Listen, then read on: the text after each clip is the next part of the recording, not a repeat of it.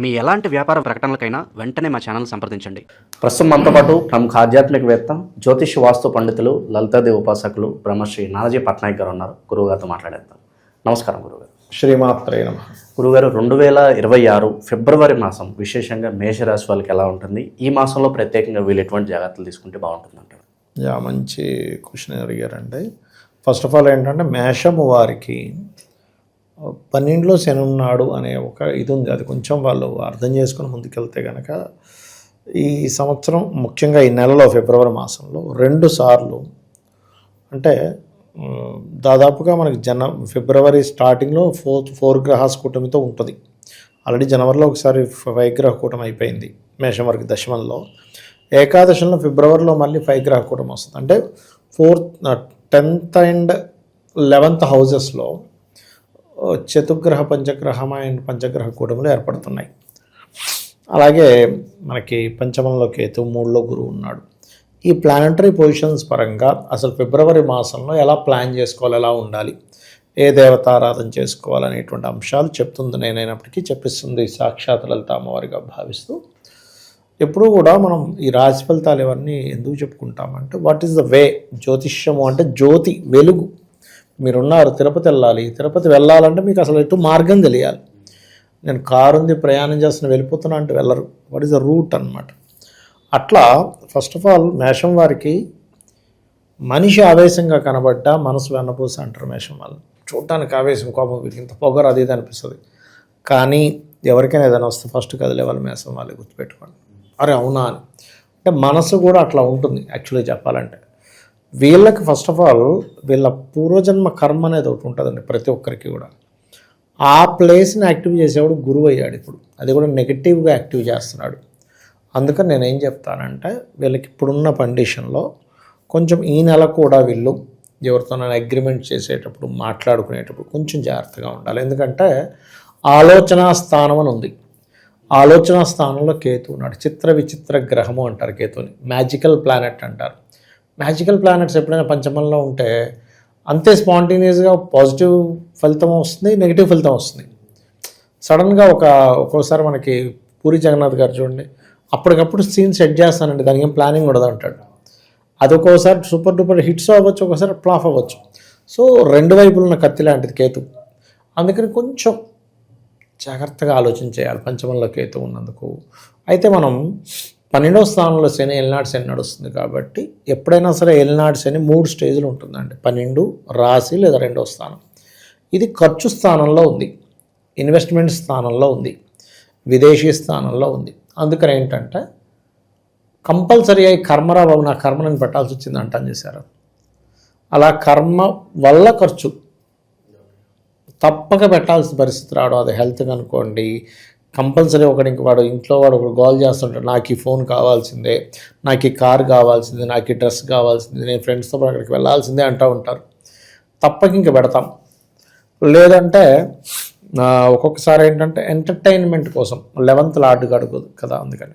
లేదా ఒక జాబ్ వెతుక్కోవడం కోసం. ఎందుకంటే మేషం వారికి జాబ్ విషయంలో ఈ మాసం 4 గ్రహాలు ఎప్పుడైతే దశమంలో ఉన్నాయో ఓన్గా ఏదైనా చేసుకోవడానికి, లాభంలోకి వచ్చి పంచగ్రహం ఉన్నందుకు ఓన్గా చేసుకొని సక్సెస్ అవ్వడానికి ఛాన్స్ ఉంది. జాబ్లో ఆపర్చునిటీస్ కూడా ఎక్కువ వస్తాయి. అయితే ఇవి ఎక్కడ వస్తాయి అనేది మనం తెలుసుకోగలగాలి. వీరికి ఎప్పుడైతే దశమాధిపతి 12వ స్థానంలో ఉన్నాడో, 12 విదేశాలు, లేదా 12 సంథింగ్ వేరే ప్లేస్కి మూవ్ అవ్వడం. సో ఇక్కడ ఏంటంటే వేరే ప్లేసెస్కి మూవ్ అవ్వడం ద్వారా గోల్డెన్ అవకాశాలు వస్తాయి. ఎలా అంటే ఇప్పుడు మార్కెట్లోనే అందరూ అక్కడికే వస్తారండి, మార్కెట్ దగ్గరికి. ఇప్పుడు ఈ ఏరియాలో అయితే మా బట్టలు కొనుక్కోవాలి, కూకట్పల్లిలో ఒక మార్కెట్ ఉంటుంది. సోమవారం పోతే అక్కడ బంగారం షాపులు ఉంటాయి, చేపలు పోతే చేపల మార్కెట్ ఉంటుంది. మీరు ఫిష్ తెచ్చుకోవాలంటే ఫిష్ మార్కెట్కి వెళ్ళిపోతారు, కానీ వేరే మార్కెట్ అంతా తిరుగుతూ కూర్చోరు. అట్లాగే ఒక్కొక్కసారి కొన్ని ప్లానెట్స్ ఉన్న ఒక దగ్గర యాక్టివ్ అయినప్పుడు ఏమవుతుందంటే అవకాశాలు ఎక్కువ వస్తాయి ఒకటేసారి వీళ్ళకి. ఇప్పుడు వచ్చే అవకాశాలు, అది కూడా దూరంగా వెళ్ళే అవకాశాలని వీళ్ళు చేజిక్కించుకోగలగాలి. దెన్ వీళ్ళు సక్సెస్, ఇంక అందులో డౌట్ లేదు. అలాగే రకరకాల మార్గాల ద్వారా ధనయోగం. ఎందుకంటే ధనాధిపతి లాట్ ఆఫ్ ప్లానెట్స్తో కలిసి ఉన్నాడు. ఆకస్మికంగా వస్తుందంటారా? వస్తుంది. ఆకస్మికంగా వస్తుంది, ఎందుకంటే 8th లార్డ్ కూడా ఉన్నాడు కదా అక్కడ. ఆకస్మికంగా వస్తుంది. మంచి పాయింట్ మీరు అడిగింది, వస్తుంది. కెరియర్లో కొంచెం గ్రోత్ కూడా స్కోప్ ఉంటుంది. ఎందుకంటే 10th హౌస్లో మార్స్ లగ్న అష్టమాధిపతి ఉచ్చస్థానంలో ఉన్నాడు కాబట్టి ఆ 10th హౌస్ కూడా ఫ్రూట్ఫుల్ అయింది ఇక్కడ చెప్పాలంటే. కాకపోతే అక్కడే ఘర్షణ యోగం కూడా ఏర్పడినందుకు చేస్తున్న జాబ్లోనే కొంత గొడవలు రావడం, కొంత గ్రోత్ ఉండడం, అవకాశాలు ఎక్కువగా రావడం, అనవసరమైన ఖర్చులు ఎక్కువ పెట్టడం. అయితే ప్రధానంగా ఇక్కడ మాత్రం 3లో గురువు ఉన్నందుకు మనం ఒక్కొక్కసారి అవతల వాడికి మంచి చెప్పినా వాడికి చెడుగానే వినిపిస్తుంది. వాడు కుళ్ళుకుంటున్నాం అనుకుంటాడు, అరే నువ్వు బాగానే వచ్చావు డ్రెస్ బాగా వేసుకోవాల్సింది అన్నాం మనం మంచి దాంతో. ఇప్పుడు వెంటనే ఏంది వీడు అంటే నా డ్రెస్ని కామెంట్ చేస్తాడా. అక్కడ మనకి ఎట్లా ఉంటుందంటే చాలా జాగ్రత్త మాట్లాడు. ఎందుకంటే గురువు స్వరూపం మారిందండి. ఎందుకంటే గురువు బాగున్నంతసేపు మనం మాట్లాడిన ప్రతిదీ అవతల వాళ్ళు అసలు అబ్బా ఏం మాట చెప్పారని చప్పట్లు కొడతారు. మన టైం బాగోపోతే మనం ఏది చెప్పినా కూడా వాడి బూతుగానే వినిపిస్తూ ఉంటుంది. కాబట్టి ఈ జాగ్రత్త తీసుకుంటే ఎల్నాడు శని నడుస్తుంది కాబట్టి పర్టికులర్గా వీళ్ళు కొంచెం ఇందాక నేను చెప్పినట్టుగా ఇన్వెస్ట్మెంట్స్, కొత్తగా ఏదైనా ఇన్వెస్ట్మెంట్ చేసేటప్పుడు లాంగ్ టర్మ్ చేసుకోవడం బెస్ట్. శని ఎప్పుడైనా 12లో ఉన్నప్పుడు షార్ట్ టర్మ్స్ వెళ్ళకూడదు. ఎలా అంటే ఫ్రెండ్ షేర్స్లో పెడదామన్నాడు, రేపు పొద్దునకల్లా డబుల్ అయిపోద్ది అన్నాడు, త్రిబుల్ అయిపోద్ది అన్నారు, ఏముంది 1 లక్ష తీసుకెళ్ళి అక్కడ పెట్టేస్తా. మొన్న ఒకసారి ఇట్లాగే ఒక అతనికి షేర్స్లో 5 లక్షలు వచ్చిందండి. 5 లక్షలు వస్తే అంటే నేను సజెస్ట్ చేయలేదు, ఒక ఫ్రెండ్ ఇంకో ఫ్రెండ్కి సజెస్ట్ చేశారు, తీసేసారా ఎందుకు నువ్వు ఎప్పుడు పోతూనే ఉన్నాయి లక్కీకి వచ్చాయి కానీ లేదు ఇంకో 7 లక్షలు ఇవ్వాలి, ఇంకో 2 లక్షలు అయ్యేదా కొంచెం అప్పుడు తీసేస్తా అన్నాడు. అవి పోయి ఇంకో 1 లక్ష పోయింది. అంటే ఎట్లా అంటే మనము టైం చూసి బయటకు వచ్చేది షేర్ మార్కెట్. పర్టికులర్గా మేషం వారికి పంచమ స్థానంలో ఎప్పుడైతే కేతు ఉన్నాడో, పంచమం అనేది ఏంటంటే తెలివితేటలు, ఇంటెలిజెన్స్. ఎప్పుడు మనం షేర్ మార్కెట్ ఉందనుకోండి, ఎప్పుడు ఎంటర్ అవ్వాలి ఎప్పుడు ఎగ్జిట్ అవ్వాలి చెప్పేది షేర్ మార్కెట్. ఎప్పుడైతే ఈ పంచమంలో కేతు ఉంటాడో మన మాట మనల్ని నిర్ణయపడు ఆలోచన. అందుకని మనం ఎట్లాగో మనకు ఉండదు కాబట్టి పక్కోడు చెప్పింది మనం వినగలగాలి తప్ప కంపల్సరీ.